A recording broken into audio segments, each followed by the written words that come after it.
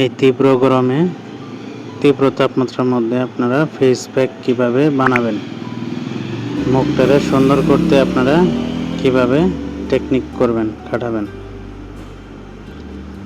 সেই পদ্ধতিতে আপনাদের প্রয়োজন হবে শসা ও টক দইয়ের। যেভাবে তৈরি করবেন, শসা কুচি করে এর সাথে টক দই মেশান। এই প্যাকটি ত্বকে রাখুন 5 থেকে 7 মিনিট। এরপর ঠান্ডা পানি দিয়ে ধুয়ে ফেলুন। ফেস প্যাকটির কার্যকারিতা: শসাতে থাকা অ্যান্টি অক্সিডেন্ট নিষ্প্রাণ ত্বকে প্রাণ নিয়ে আসে।